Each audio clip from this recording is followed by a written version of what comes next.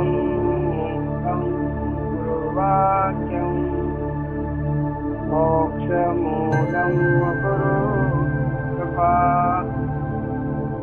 सद्गुरु भगवान को प्रणाम करते हुए आज की जो कहानी है महर्षि दधीची। हमारे सनातन धर्म में ऐसे ऐसे महान ऋषि मुनि हुए हैं जिन्हों की जीवन की शिक्षा, उनका उपदेश बहुत ही मार्मिक है। तो कल आपने कथा सुनी थी देव ऋषि नारद, छोटे रूप में, ज्यादा विस्तार से नहीं है, ताकि अपने को पता चले हमारे ऋषि कैसे महान थे। तो आज महर्षि दधीची की थोड़ी जीवन चर्चा आएगी। प्रजापति कर्दम की कन्या शांति से अथर्वा ऋषि का विवाह हुआ था।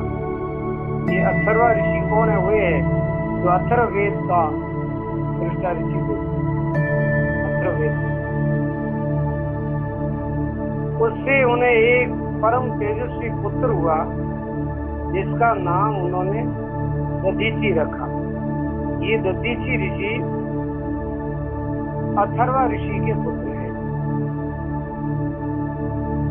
दधीची जन्म से ही विरक्त परम शिव भक्त थे।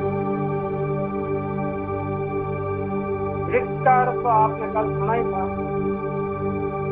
तो संसार की मोह माया से अलग हो जाते और भगवान से बिल्कुल जुड़ जाते। संसार की कोई भी नाशवान वस्तु है उससे वो बिल्कुल विचलित न हो, आसक्त न हो। न धन से, न पद से, न स्त्री से, न परिवार से, कोई वस्तु से भी वासित नहीं होते। उस महात्मा को विरक्त कहते हैं। तो हमारे भारत के ऋषि मुनि सब विरक्त हो गए थे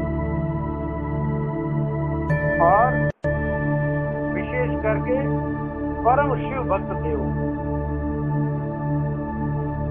शिव भक्तों की तो आपने महिमा सुनी है। जितने बड़े बड़े महान धुरंधर तपस्वी त्यागी हुए हैं, बड़े बड़े शूरवीर हैं, वो ज्यादातर सब शिव के भक्त ही है। शिव भक्ति जो है वो दोनों तरफ से लाभ करती है।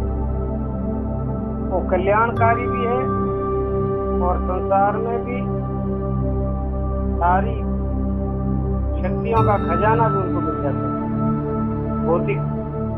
भौतिक और आध्यात्मिक दोनों ही परम लाभ शिव भक्ति देता है। जब प्रजापति दक्ष ने अपने यज्ञ में शंकर जी का भाग नहीं रखा, प्रजापति दक्ष ने बहुत बड़ा यज्ञ किया था, उस समय की बात है। तो महर्षि दधीची ने दक्ष को बहुत समझाया कि भाई आप ऐसा मत करो।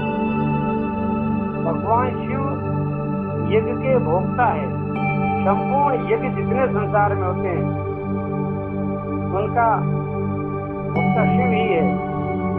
और इस यज्ञ में आपने शिव का भाग नहीं रखा है तो ये ठीक नहीं है। दोनों को बहुत समझाया। दक्ष ने उनकी बात नहीं मानी। दक्ष प्रजापति थे, हो सकता उनको कोई अहंकार आ गया होगा और उन्होंने उनकी बात नहीं मानी। इससे यज्ञ मंडप में टूट करके वे अपने आश्रम पर चले गए। कौन? दधीची महात्मा। दधीची महात्मा ने विचार किया कि भाई अपनी बात यहाँ नहीं मानते हैं, मर्यादा का उल्लंघन हो रहा है, धर्म का उल्लंघन हो रहा है, तो वहाँ रहने से कोई फायदा नहीं है। जहाँ वहाँ से उठ करके वो अपने आश्रम में चले गए। कौन? दधीची महात्मा। अंत में सती के देह त्याग के बाद वीरभद्र ने उस यज्ञ का विध्वंस कर दिया। ये कथा तो बहुत लंबी है, रामायण में वगैरह आती है। वो शिव का भाग नहीं रखा यज्ञ में, तो उस यज्ञ में बड़ा भारी विघ्न हुआ। सती ने अपना शरीर हवन में होम दिया और योगाग्नि में, और भगवान शिव के गण आए तो सारे यज्ञ को वहां शमशान भूमि बना दिया। इतना भारी विघ्न हो गया। एक ऋषि की बात नहीं मानी, एक महान संत की बात नहीं मानी, तो पूरा यज्ञ शमशान घाट बन गया। इसलिए महर्षि दधीचि बड़ी कठोर तपस्या कर रहे थे। महर्षि दधीचि अपने आश्रम में भी कठोर तप करते थे, साधना करते थे। इंद्र को लगा कि मेरा इंद्र पद छीनना चाहते। जब कोई भी महात्मा बड़ा तप करते हैं, बड़ा अनुष्ठान करते हैं, तो इंद्र को खतरा पैदा हो जाता है। इंद्र सोचता है ये बड़ी तपस्या करके वो कोई बड़ा वरदान लेकर के हमारे इंद्रापुरी को कोई छीन न ले, हमारे पद को कोई छीन न ले। तो क्या होता है उसमें इंद्र उनके लिए कुछ न कुछ विघ्न करने के लिए कोई न कोई रास्ता निकालता है। इसलिए उन्होंने कामदेव को और अलंकुशा नाम की सुंदर अप्सरा को उनकी तपस्या में विघ्न डालने के लिए भेजा। ज्यादातर ऋषियों की तपस्या भंग कौन कराते हैं? अप्सराएं। जो देवलोक से इंद्र भेजता है कि जाओ उनकी तपस्या भंग करा दो ताकि वो इससे आगे ना बढ़े। ऐसा होता है, पहले भी हुआ है और ये अनादिकाल से ऐसा नियम है। तो उसमें जो सावधान रहता है और उसमें जो आसक्त नहीं होता है और अपने ध्यान धम घर में आगे बढ़ता रहता है, वो सफल हो जाता है। और उस अप्सराओं से मोहित हो जाता है, अप्सराओं से आसक्त हो जाता है, तो फिर वो साधना से गिर जाता है, उसका पतन भी हो जाता है। तो इंद्र ने उनकी तपस्या भंग करने के लिए अलकुंसा नाम की अप्सरा को भेजा। अलकुंसा, हाँ, अलकुंसा महर्षि दधीचि के आश्रम में जाकर के गाती हुई नाचने लगी, बहुत मीठा मीठा सुर गाने लगी और ऐसा मधुर मधुर नाच करने लगी उनके आश्रम में। वो इस अप्सरा को किसने भेजा? इंद्र ने भेजा। कामदेव ने अपने सम्मोहन बाण चलाए, किंतु महर्षि का ध्यान नहीं टूटा। महर्षि की दृढ़ता पक्की थी, उनका संयम पक्का था, उनका ब्रह्मचर्य पक्का था, निष्ठा पक्की थी। उन्होंने सब कुछ किया तो भी अभी तक ऋषि का कोई ध्यान नहीं टूटा। उन्होंने आंखें खोली ही नहीं। कामदेव और अप्सरा के निराश होकर के लौट जाने पर इंद्र ने महर्षि को मार देने का निश्चय किया। वो अप्सरा वहां से पूरा नखरा करके वापस चली गई और महर्षि ने ध्यान खोला ही नहीं, समाधि खोली नहीं और अपने ध्यान में मस्त रहे। तो अप्सरा वहां से नाच कूद करके और फिर वो वापस चली गई इंद्र के पास। सुना रही बात? और जब इंद्र को बड़ा गुस्सा आया, अप्सराओं से भी उनकी तपस्या भंग नहीं हुई, तो उनको तो मार देना चाहिए। अब इंद्र ने ऐसी भावना की, देवराज इंद्र की आज्ञा से दूसरे देवता भी महर्षि के आश्रम पर गए, क्योंकि हमें इंद्र देवताओं का राजा है। अब इंद्र कहे ऐसे सारे देवताओं को करना पड़ता है। किंतु जिन जिन शस्त्रों से महर्षि को मारते थे, वह शस्त्र महर्षि के तेज से बीच में ही वो गिर पड़ जाते थे और टूट जाते थे, निस्तेज हो जाते थे। देवताओं ने आकर के कुछ दधीचि महर्षि को मारने का प्रयत्न किया। उनके हथियार जो थे देवताओं के, वो सब उनकी तपस्या के बल से अपने आप टूट कर गिर जाते थे और कोई काम करते ही नहीं। सभी देवताओं के अस्त्र शस्त्र व्यर्थ हो गए। देखो, सत्य में इतनी ताकत है, सांप को आंच नहीं। और देवताओं के साथ देवराज इंद्र की हार कर लौट गए। इंद्र भी साथ में था। अब सब देवता और इंद्र सब हार गए उन तपस्या के आगे, उनकी निष्ठा के आगे सब हार गए। देवता भी हार गए। इतना महात्मा के अंदर तपस्या का बल होता है। इसलिए जिन महर्षि दधीचि को इंद्र ने मारना चाहा था, जब दैत्यों के नायक वृत्रासुर ने देवताओं को हरा करके स्वर्ग से निकाल दिया, जब की बात है जब उनको पता चला, वृत्रासुर को भी पता चला कि हाँ हमें देवता हरोड़ा है, देवता का नाम कोई सहमोन नहीं है, बेकार हो चुके हैं। तो वृत्रासुर ने देवताओं के ऊपर हमला किया, सारे देवताओं को हरा करके स्वर्ग से निकाल दिया। किसको? देवताओं को। हाँ, उस वृत्रासुर ने। सब देवताओं के साथ इंद्र उन्हीं महर्षि दधीचि के शरण में गया। अगर वही देवता, वही इंद्र दधीचि को मारने के लिए आश्रम में गए थे, दधीचि को गिराने के लिए अप्सराओं को भेजी थी। अब देखो, जो दूसरे का बुरा चाहता है उनका बुरा होता है, ये प्रमाण देखो। देवताओं ने इंद्र ने दधीचि का बुरा चाहा और बुरा किसका हुआ? देवताओं का, और देवता इंद्र का बुरा हो गया। और वृत्रासुर ने स्वर्ग से देवताओं को मार कूट करके भगा दिया, निकलो यहाँ से, भाग जाओ, अगर जिंदा बचना है तो, मारे जाओगे तो। अब बेचारे देवता इंद्र थे, वो तो स्वर्ग निकल गया। हमें विचार से हमें कट जाओ कुछ। हाँ, तो के यहाँ पर हमें वो बात तो दधी महात्मा तो तपस्या करते थे दधी सी, तो के वो रखे वो शरण में आ लो, हमारा दे हमारी रक्षा। देखो वही आगे। अब वो इंद्र और देवता दधीचि महाराज के आश्रम में गए और दधीचि की शरण में जाकर के थे। बात ये थी कि वृत्रासुर ने, हाँ वृत्रासुर ने देवताओं के सभी अस्त्र शस्त्र निकल लिए थे।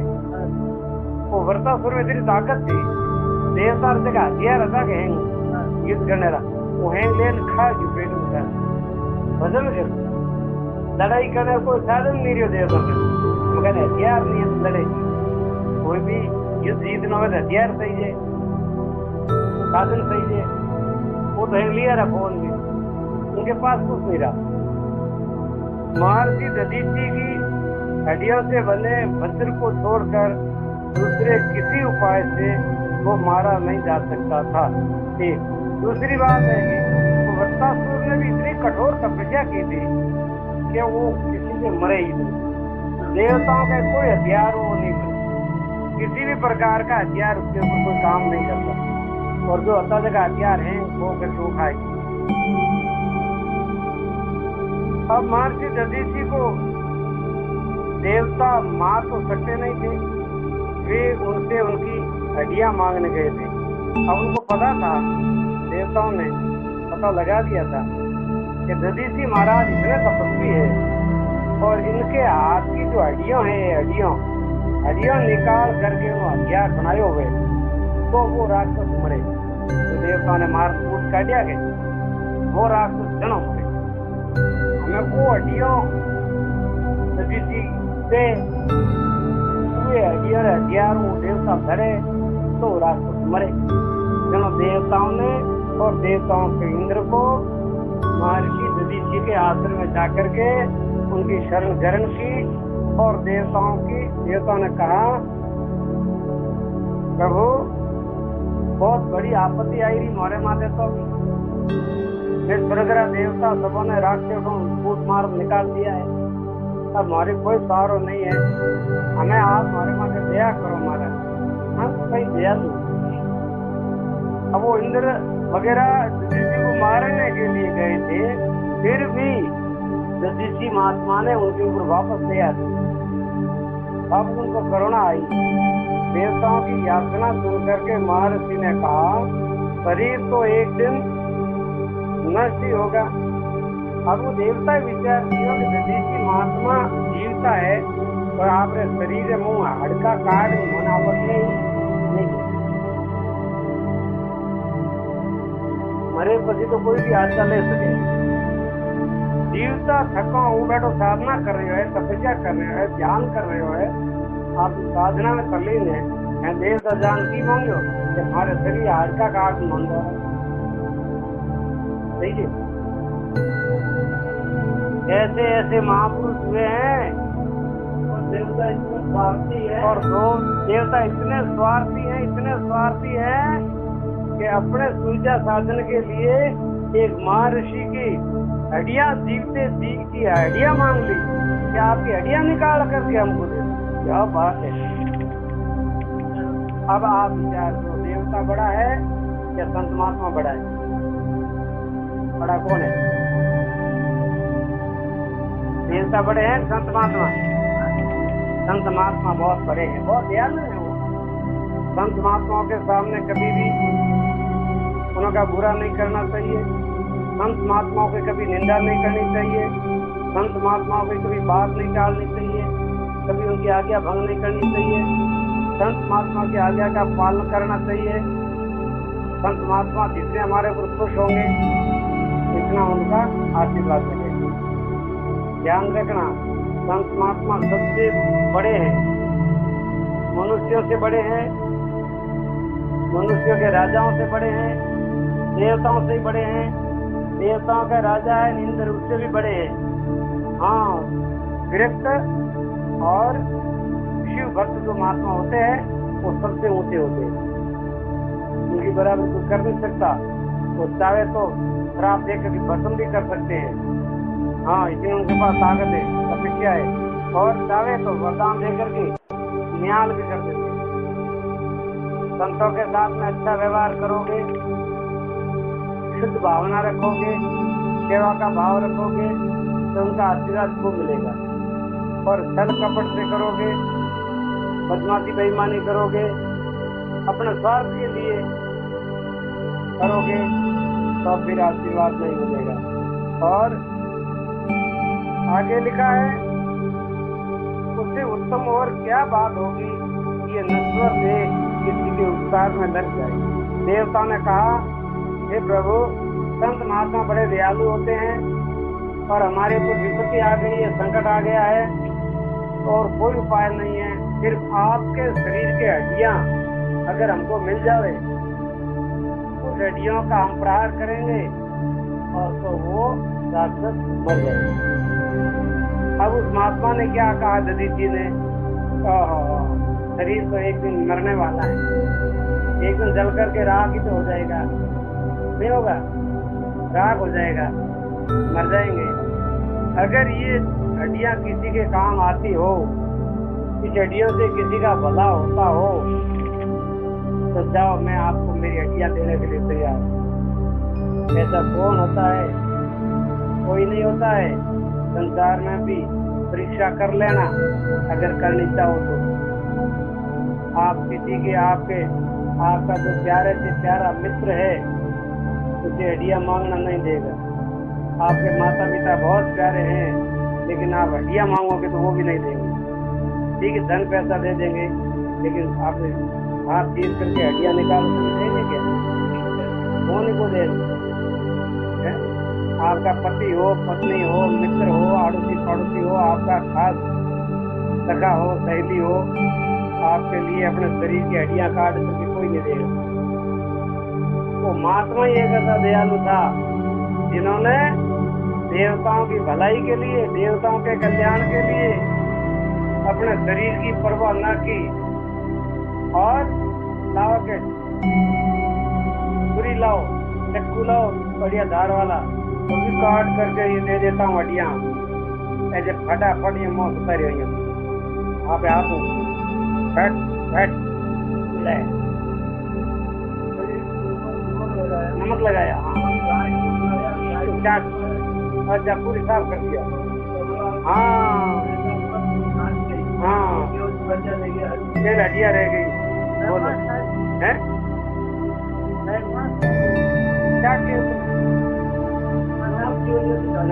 क्या किया, क्या किया?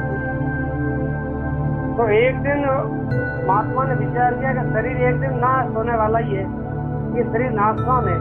अगर ये शरीर किसी के काम आवे, अगर ये शरीर से किसी की सेवा हो जाए, इस शरीर से किसी का भला हो जाए, तो इससे बढ़िया और क्या है?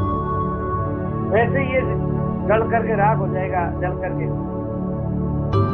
तो महात्मा कहते हैं ये शरीर नाशवान है, किसी की सेवा में लग जाए, किसी की भलाई में लग जाए, तो मैं शरीर का त्याग करता हूँ, आप लोग मेरी हड्डियां लेकर के अपना कार्य सिद्ध करें। उन्होंने अपनी तपस्या से संकल्प करके शरीर छोड़ दिया और वो हड्डियों का जो ढांचा था, वो हड्डियां पूरी पूरी देवताओं को दे दी, जाओ तुम्हारा काम करो। महर्षि दधीचि ने समाधि लगा करके शरीर छोड़ दिया। आप ये देखो, ये शरीर छोड़ने का तरीका, संत महात्मा तो होते हैं नहीं, जो पहुंचे हुए महात्मा होते, जिनकी बात है, वैसे तैसे की बात नहीं है। समाधि से महात्मा है, ध्यान में डूबने वाला महात्मा है, शरीर से अलग हो जाने वाला महात्मा है। वो तो संकल्प करता है क्या मुझे शरीर छोड़ना है, तो जैसे ऊपर कपड़ों उतार नीचे कीजिए लगे, ऐसे वो शरीर को रख देते हैं और अंदर की आत्मा को बाहर निकाल करके परमात्मा में मिला देते हैं, ज्योति में ज्योत मिला देते हैं। ऐसे दधीचि महात्मा ने अपना ध्यान समाधि में बैठ करके अपने आत्मा को 10 के द्वार से 10 द्वार हुए, यहाँ से आत्मा को निकाल करके परमात्मा में लीन कर दिया, समझा दी बात, और शरीर को छोड़ दिया। अब उस हड्डियां, इन हड्डियों से विश्वकर्मा ने, जंगली गायों ने काट काट कर उनके देह में केवल हड्डियां रहने दी। उन हड्डियों से विश्वकर्मा ने ये वज्र बनाया। तो विश्वकर्मा कौन है? बहुत बड़ा कलाकार, कारीगर है, बहुत सुंदर। कोई कुछ भी बनाना है तो उनके जैसा कोई कारीगर नहीं। तो विश्वकर्मा ने उस हड्डियों को वज्र बनाया, हथियार बनाया, जैसे लकड़ी का हथियार बना तो वैसे हथियार बनाया, और हथियार बनाया, और उस वज्र के द्वारा वृत्रासुर को मारा गया और देवताओं को वापस अपना स्वर्ग मिल गया, और देवता अपने वापस इंद्रापुरी में पहुंच गए, और राक्षसों का नाश करने से धरती के ऊपर भी शांति हो गई, स्वर्ग लोक में भी शांति हो गई। शांति भंग कौन करते? राक्षस लोग करते। राक्षस कौन है? जो धर्म को नहीं मानते हैं, गुरु संतों को नहीं मानते हैं, भगवान को नहीं मानते हैं, वेद शास्त्रों को नहीं मानते हैं। ऐसे जो मनुष्य है वो मनुष्य नहीं है, वो राक्षस है। हमें आप ही विचार कर लेना, नजर घुमा करके, कितने लोगों के पास धर्म है, कितने लोगों के पास भगवान की भक्ति है, कितने लोगों के पास शास्त्रों का ज्ञान है। न तो कोई शास्त्रों का ज्ञान है, न कोई ईश्वर भक्ति है, न कोई साधना है, न कोई धर्म निष्ठा है। केवल बस छल कपट करो, धोखाधड़ी करो, रुपया कमाओ, खाओ, भोगो, बस। झूठ बोलना पड़े तो परवाह नहीं, झूठ बोल जाओ, चोरी करनी पड़े तो चोरी कर लो, बदमाशी करनी पड़े तो बदमाशी कर लो, छल कपट करना तो छल कपट कर लो, किसी को लूट लो, कुछ भी कर लो। ऐसे जो मनुष्य है वो मनुष्य नहीं, वो राक्षस। तो नहीं बात, मनुष्य जब सत्संग से जुड़ता है, मनुष्य जब गुरु संतों से जुड़ता है तो उनके जीवन में ज्ञान आता है, उनके जीवन में भक्ति आती है, भगवान के प्रति उनकी श्रद्धा बढ़ती है, उनका स्वभाव सुधरता है, उनकी भाषा सुधरती है, उनकी बोली वाणी सुधरती है। फिर वो देखो संतों का संग करेगा, भगवान की कथा सुनेगा, वो फिर झूठ नहीं बोलेगा, ध्यान रखना, वो गाली नहीं बोलेगा मुख से कभी, कठोर शब्द नहीं बोलेगा, वो किसी की निंदा नहीं करेगा, वो किसी के ऊपर क्रोध नहीं करेगा, किसी से झगड़ा नहीं करेगा, सबसे प्रेम करेगा, सबका आदर करेगा। हाँ, मुंह में उंगली भी नहीं डालनी चाहिए। तो अपने को ऐसा सुंदर बनाना है, जीवन पवित्र बनाना है। बेटी, पूरे संसार है, संसार सब अज्ञान में बिगड़ा हुआ है, विकारों में, झगड़ों में, काल क्रोध में। ऐसा अपना जीवन नहीं जीना है। अपना जीवन को एक ऋषि मुनियों ने जो मार्ग बताया है, ऐसा पवित्र जीवन जीना है, श्रेष्ठ जीवन जीना है, मधुर जीवन, प्यारा जीवन, स्वभाव सुधारना है, आपस में मिलजुल करके रहना है, प्रेम से रहना है, कोई किसी बात पर विवाद नहीं करना है, किसी बात पर झगड़ा नहीं करना है, तो हमारा जीवन पवित्र होगा और हमारे जीवन का कल्याण भी होगा। और ऐसे जीवन में गुरु संतों की बड़ी कृपा होती है, आशीर्वाद मिलेगा और आपका जीवन मन मर्जी से नहीं चलना है। गुरु महात्मा कहते हैं, संत महात्मा कहते हैं, वैसा करना, ऐसा जीवन बढ़ाना है। इसी कहानी के साथ में महर्षि दधीचि की जो शिक्षा है वो आपको बता देते हैं। इस नश्वर शरीर को जानो, नश्वर के नाश हो, शरीर नाश हो जाएगी। कतरो भी पूछो है, कतरो भी सुंदर है, कतरो भी प्यारो है, कैसी बढ़िया जवानी आएगी है, लेकिन एक दिन तो ये बढ़ करके राख हो जाएगा, नहीं होगा। आज यहाँ पे मर जाओ तो अपनी जवानी कट नहीं जावे, अपना रूप कट नहीं जावे, फटाफट मन ले जा सोना बाहर जो डकड़ा में गाल नहीं बालक नहीं बालक। तो दधीचि की ये शिक्षा है, इस शरीर को नश्वर जानो, अंत में नष्ट होगा, ध्रुव मानो, ये सत्य है, एक दिन ये नाश होगा। इससे कभी मोह नहीं करना, इस झूठे शरीर से कभी मोह नहीं करना। और हार्ड मौत मलमूत्र की थैली है, इसके अंदर सब कचरा ही कचरा भरा हुआ है, ऊपर खाली प्लास्टर बढ़िया सीगड़ा है, सामड़िया जो मोह तो है जो कोई है, गंदगी भर रही है। ऐसे गंदे शरीर से साधना करो, सेवा करो तो कल्याण हो जाएगा। और भोगों में पड़ जाओगे तो जीवन का नाश हो जाएगा। हाँ, ये भोगों के लिए नहीं है, ये जीवन है योग के लिए। प्राणायाम करो, ध्यान करो, साधना करो, सेवा करो, तप करो और भगवान का दर्शन कर लो, भगवान से बात कर लो, भगवान से मिल जाओ। हाँ, तो ये जीवन आपका सफल हो जाएगा बेटे। हाँ, तो क्या है, महर्षि दधीचि क्या कहते हैं, इससे कभी मोह नहीं करना, पाप मार्ग से पैर नहीं धरना। ये क्षण क्षण में बदल रहा है, जो कल था वो आज कहाँ है। ये रोज बदलता है शरीर। अब ये बच्ची इतनी बड़ी छोटी है और 2 साल के बाद बड़ी हो जाएगी, 10 साल के बाद इतनी बड़ी हो जाएगी, 20 साल की जवान हो जाएगी, 40 साल की फिर बूढ़ी हो जाएगी, फिर मुझे मन हल पड़ जाएगा और बूढ़ी होकर फिर मर जाएगी।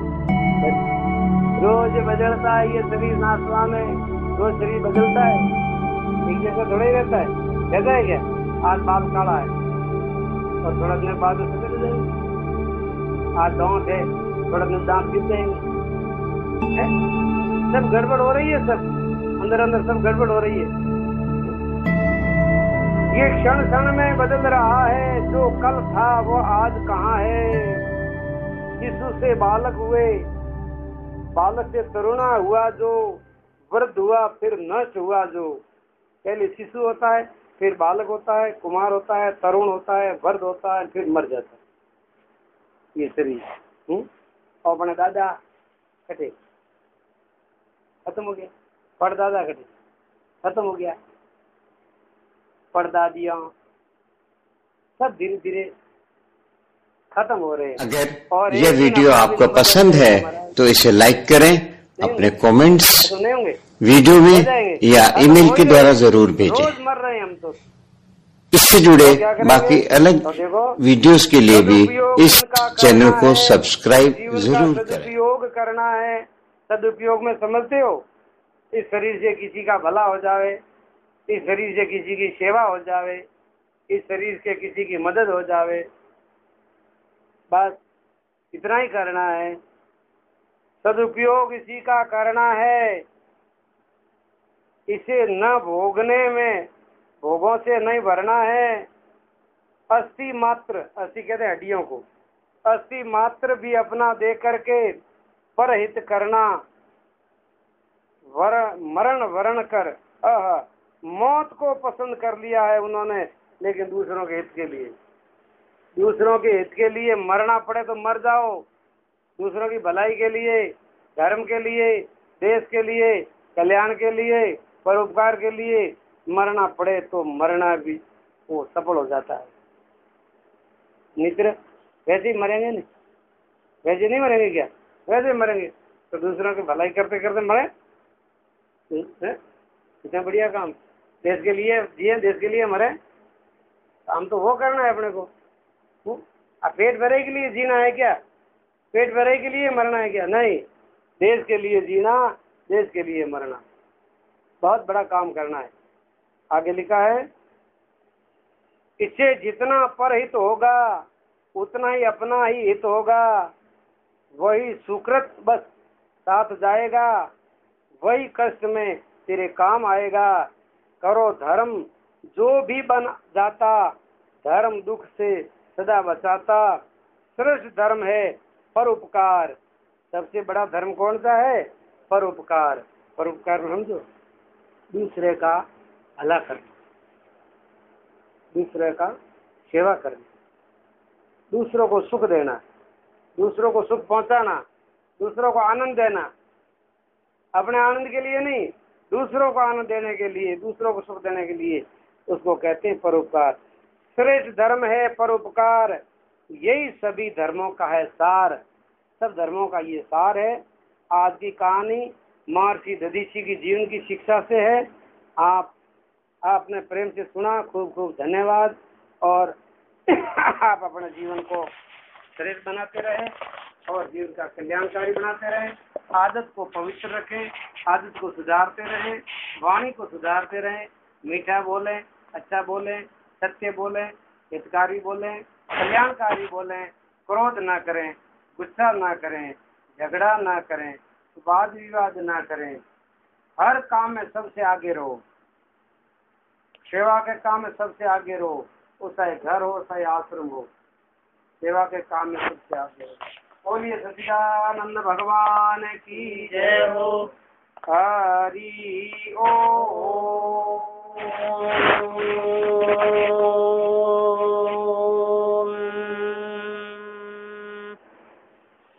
हरि ओम।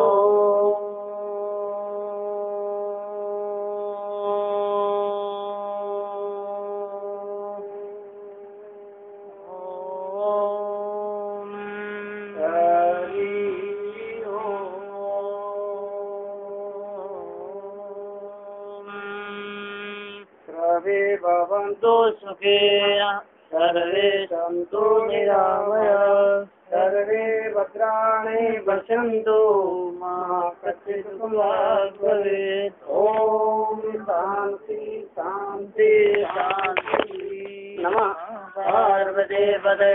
हर हर हर महादेव। हर हर हर। आज की सत्संग का समापन हो। नारायण।